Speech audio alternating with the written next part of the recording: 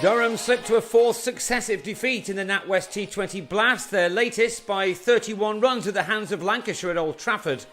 The Jets, in the field first, struck in the third over. Debutant Gareth Hart in the game early with a brilliant catch to remove Carl Brown off Chris Rushworth.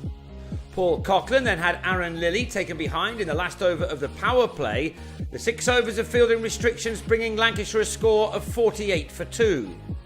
And when Joss Butler fell cheaply to Ryan Pringle, Hart with his second catch of the day, the home side was struggling on 60 for 3 after 8. Opener Liam Livingstone was still at the crease, however, and he completed a 50 off 34 balls, dominating the scoring as his side made it to 73 for 3 at the halfway stage. Livingstone fell for a career best, missing a sweep to go for 61. The Lightning left on 91 for 4 after 12 overs. And Pringle ended with figures of 3 for 30 from his 4 after also seeing the back of Dane Villas 19 runs later. Graham Clark with the catch.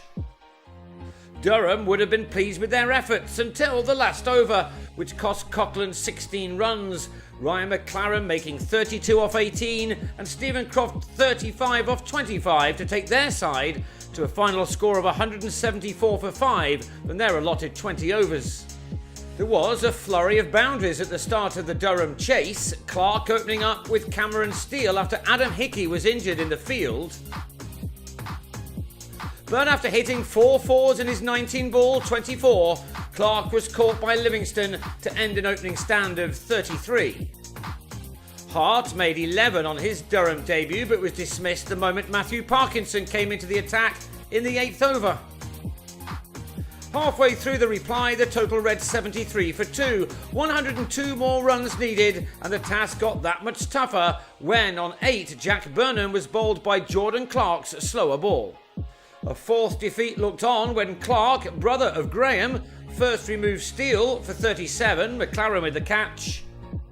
And then Paul Collingwood in the same over. Those wickets leaving the Jets underpowered on 91 for 5 and still wanting 84 more off the last 7 overs. Coughlin did his best to keep his side in this contest with some clean hitting, but he lost Stuart Pointer at the other end for 6. 61 now needed off the final 4. Coughlin's 29 made from 16 balls was one of the highlights of the Durham reply, but he simply couldn't do it alone and must have known his side were going to end well short when Pringle departed for 12 courtesy of a catch for Clark off McLaren.